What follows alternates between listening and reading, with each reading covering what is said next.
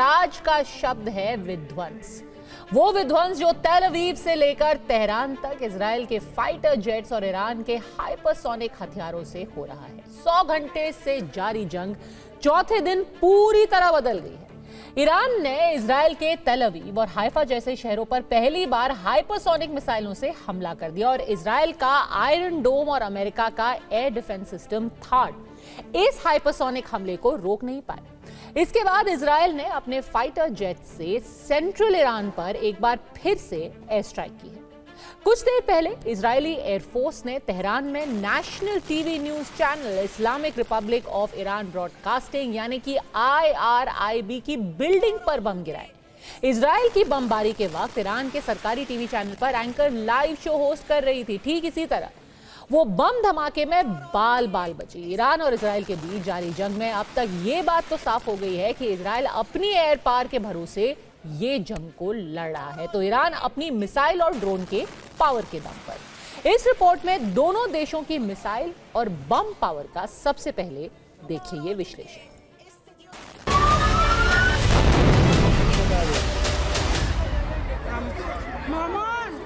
4 दिन से चल रहे युद्ध में ईरान और इजराइल के शहरों पर बारूद तो हर वक्त बरस रहा है, लेकिन ईरान की रहस्यमयी मिसाइल से हुए धमाकों ने नेतन्याहू की चिंता बहुत बढ़ा दी।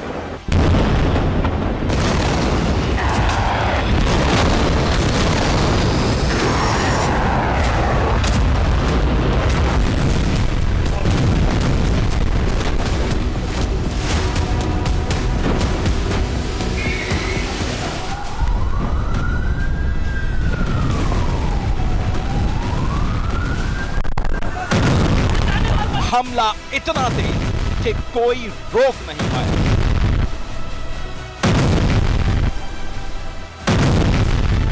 मिसाइल इतनी ताकतवर कि तबाही मचा और प्रहार इतना सटीक कि इजराइल की सेना भी चौंक गई।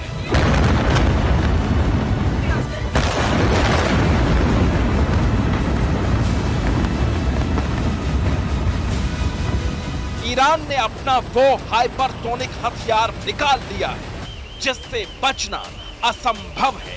इजराइल पर हाइपरसोनिक का पहला प्रहार हाइफा में हुआ। अब इसी हाइपरसोनिक हथियार का दूसरा प्रहार देखिए।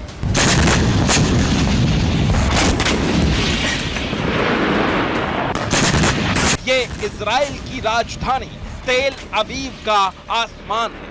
एक तरफ से ईरान की बैलिस्टिक मिसाइलें आ रही थी, दूसरी कतार में इजराइल के मिसाइल डिफेंस सिस्टम से लॉन्च हुई मिसाइलें उन्हें रोकने के लिए दागी जा रही थी।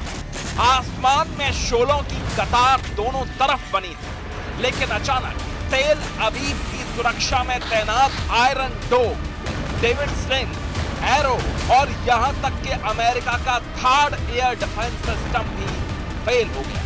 चौंकाने वाली तेज रफ्तार से एक मिसाइल ने तेल अवीव की इमारतों को तबाह कर दिया।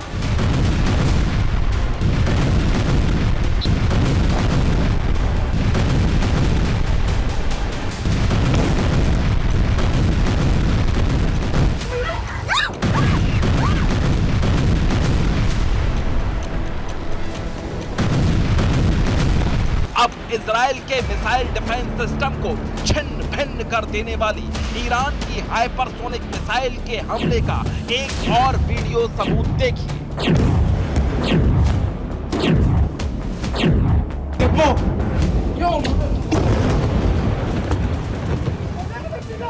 ईरान अब तक ड्रोन और बैलिस्टिक मिसाइलों से इजराइल पर बारूद बरसा रहा था, लेकिन इजराइल के मजबूत एयर डिफेंस सिस्टम के सामने बैलिस्टिक मिसाइलें भी बेबस साबित हो रही थी। लेकिन ईरान की हाइपरसोनिक शक्ति ने इजराइल के सबसे मजबूत माने जाने वाले रक्षा कवच को ही लाचार कर दिया है।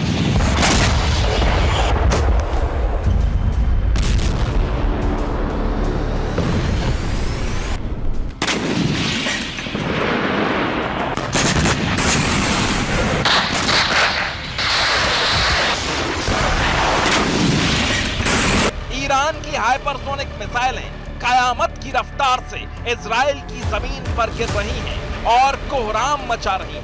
चौथे दिन ईरान इजराइल का युद्ध पूरी तरह बदल गया। युद्ध के वो खतरनाक हथियार निकाल लिए गए जिनका यूक्रेन में इस्तेमाल करने में रूस को 2 साल का वक्त लग गया था।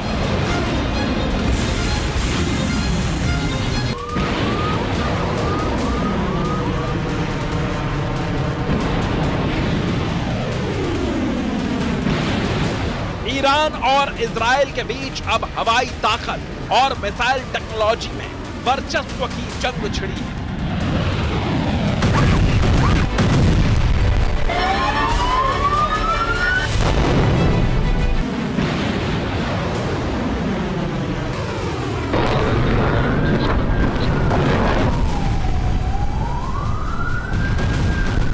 इजराइल की ताकत उसके बेजोड़ फाइटर जेट्स और बम है। दूसरी तरफ ईरान ने अब जंग में अपनी उन हाइपरसोनिक मिसाइलों को उतार दिया है जिनका जखीरा इसी जंग के लिए ईरान की मिसाइल सुरंगों में सुरक्षित छिपाकर रखा गया।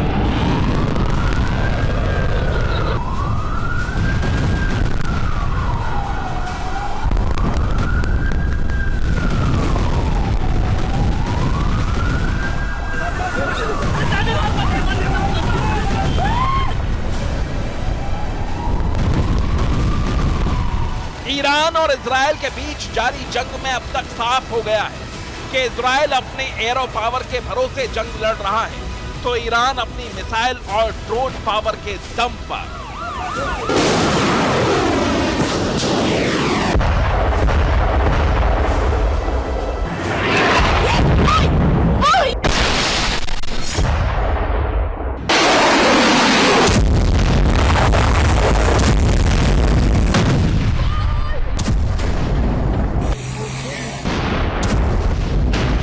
हाइपरसोनिक के दौर में अब युद्ध दिखता नहीं है, बस तबाही के बाद पता चलता है कि हमला हुआ।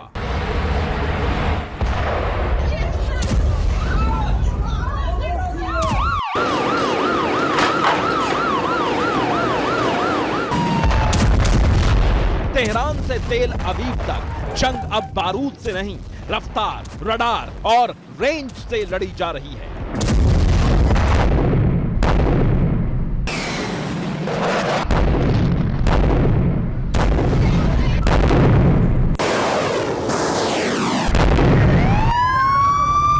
रफ्तार, रडार और रेंज की इस लड़ाई में न तो इजराइल कमजोर है और न ही ईरान।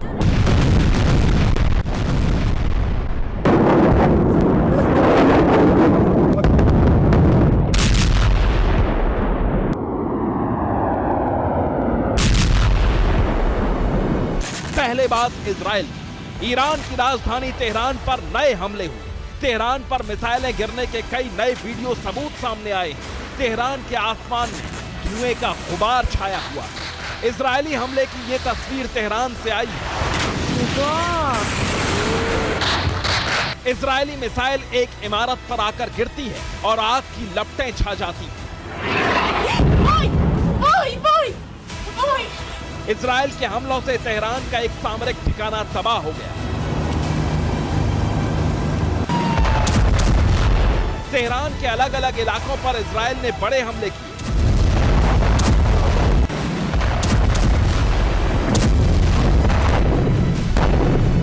इजरायली वायुसेना ने तेहरान पर हमलों का वीडियो भी जारी किया। इजराइल की सबसे बड़ी ताकत है उसके खुफिया ऑपरेशन और फाइटर जेट्स। इन्हीं के दम पर इजराइल ने इस युद्ध में अब तक की सबसे बड़ी एयर स्ट्राइक। इजराइल के फाइटर जेट्स ने ईरान के मशहाद बेस को टारगेट किया। फाइटर जेट से ईरान के बोइंग पर अटैक किया। हवाई ईंधन भरने के लिए बोइंग में फ्लाइंग बूम लगा था। इस हमले में ईरान के Boeing KC-707, Boeing 747-131F, Boeing 747-270C तबाह हो गए।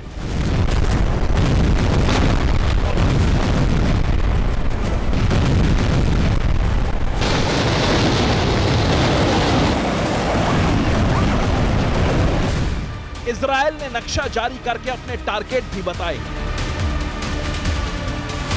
इजरायली सेना ने दावा किया है कि उन्होंने ईरान के एयर डिफेंस सिस्टम को काफी हद तक कमजोर कर दिया है और अब इजराइल के फाइटर जेट बिना किसी बड़े खतरे का सामना किए तेहरान के आसमान में उड़ान भर सकते हैं। अब हम कह सकते हैं कि हमने तेहरान हवाई क्षेत्र में पूर्ण हवाई वर्चस्व हासिल कर लिया है। हम वास्तविक समय में ईरानी सेल पर हमला कर रहे हैं जो इजरायली राज्य और हमारे विमानों पर मिसाइल दाग रहे हैं। गाजा, लेबनान और यहूदिया और सामरिया में अब तक हमने जो क्लोजिंग द सर्कल क्षमताएं देखी हैं वो अब ईरान में भी हो रही हैं।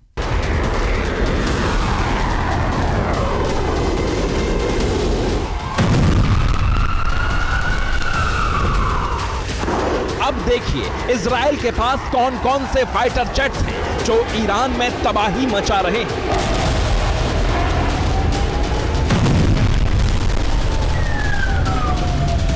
इजराइल की वायुसेना का सबसे मजबूत हथियार है F-35I फाइटर जेट, जिसे इजराइल की वायुसेना ने F-35I अदिर नाम दे रखा है। ये 5वीं पीढ़ी का स्ट्रेंथ यानी रडार से अदृश्य रहने वाला फाइटर जेट है। इसकी रफ्तार 1975 किलोमीटर प्रति घंटा है। यह फाइटर जेट 2200 किलोमीटर तक बिना ईंधन भरे उड़ान भर सकता है। इसमें पाइथन और डर्बी मिसाइलें, लेजर गाइडेड बम और electro optical targeting system fit है। इस फाइटर जेट में पायलट को 360 डिग्री का व्यू और एक साथ सैकड़ों टारगेट की सटीक जानकारी मिलती है।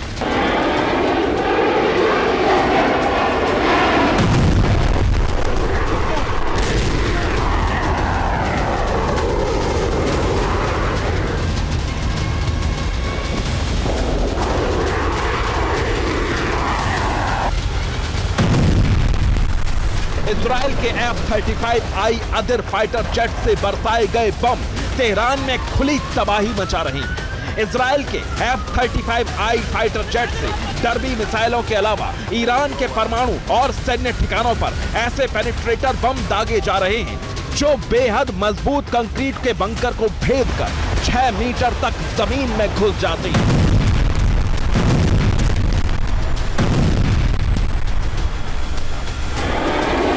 इसके अलावा इजराइल के F-16I फाइटर जेट्स ने भी ईरान में बड़ी तबाही मचाई है। F-16I फाइटर जेट्स को इजराइल की वायुसेना ने सूफा कोड नेम दिया है। इजराइल ने ईरान पर पहले दिन F-16I जेट से ही हमला किया था। लॉकहीड मार्टिन के इस मल्टी रोल विमान की स्पीड 2400 किलोमीटर प्रति घंटा और रेंज 3200 किलोमीटर तक है। ये GBU-39 स्मॉल डायमीटर बम और स्पाइक मिसाइलें ले जा सकता है।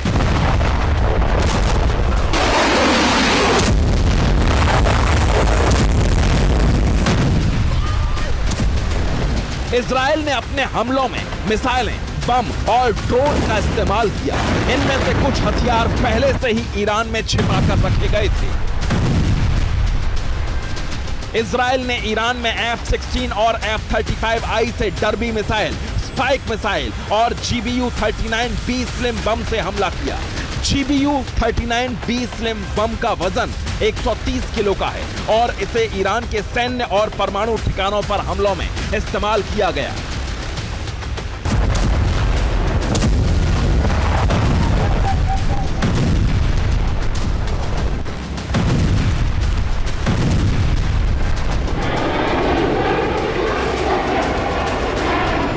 इजराइल के पास लंबी दूरी की कई बैलिस्टिक मिसाइलें हैं जिनकी रेंज 6500 किलोमीटर तक है।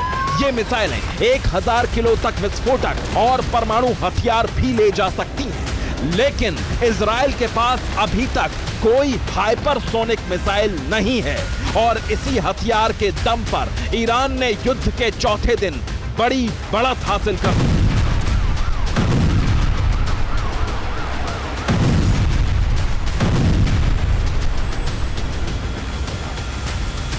ईरान ने कई बैलिस्टिक मिसाइलों से इजराइल पर हमला किया, लेकिन जमीन तक हाइपरसोनिक मिसाइल ही पहुंच पाई।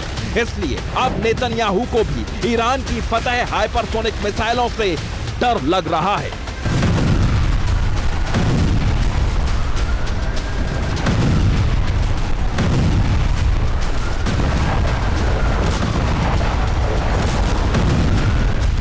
फतह-1 एक मीडियम रेंज बैलिस्टिक मिसाइल है जिसे हाइपरसोनिक तकनीक के साथ विकसित किया गया है।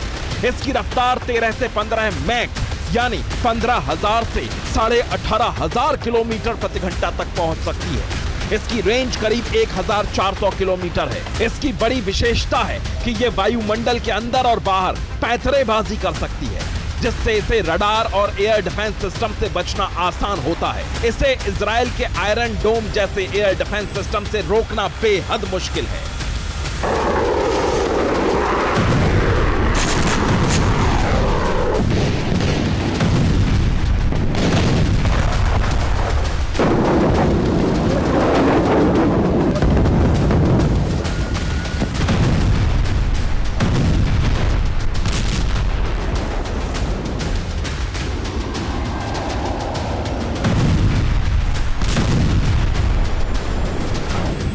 ईरान के पास अभी एटम बम नहीं है, लेकिन फतह-1 मिसाइल न्यूक्लियर वॉरहेड भी ले जाने में सक्षम है।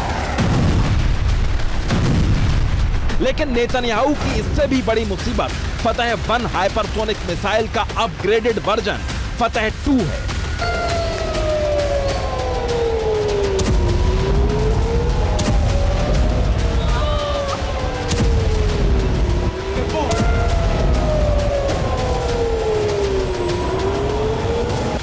फतह-2 फतह-1 का उन्नत संस्करण है।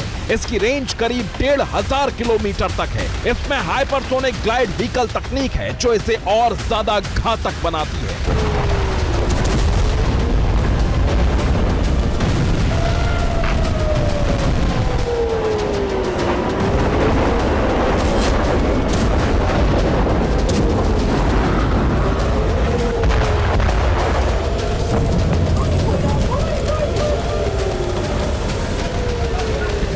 इसके अलावा ईरान के पास खुरम शहर 4 जैसी लंबी दूरी की बैलिस्टिक मिसाइल है, जो इजराइल के किसी भी कोने को निशाना बनाने में सक्षम है। ईरान की इमाद और कद्र जैसी बैलिस्टिक मिसाइलें भी इजराइल पर बरस रही हैं। ईरान ने हाल के जवाबी हमलों में एक साथ 500 से ज्यादा मिसाइलें और ड्रोन दागे हैं, जिनमें से कुछ इजराइल की वायु रक्षा प्रणालियों को पार करके लक्ष्य तक पहुंचने में सफल रहे। इजराइल की आयरन डोम, डेविन स्लिंग और एरो 2 और 3 जैसी प्रणालियों ने करीब 99% मिसाइलों को तो रोक दिया, लेकिन कुछ बैलिस्टिक और हाइपरसोनिक मिसाइलें इजराइल के तेल अवीव, यरूशलेम, हाइफा और डिमोना परमाणु रिएक्टर जैसे महत्वपूर्ण ठिकानों तक पहुंची और नुकसान पहुंचाया। ब्यूरो रिपोर्ट, TV9 भारत पर।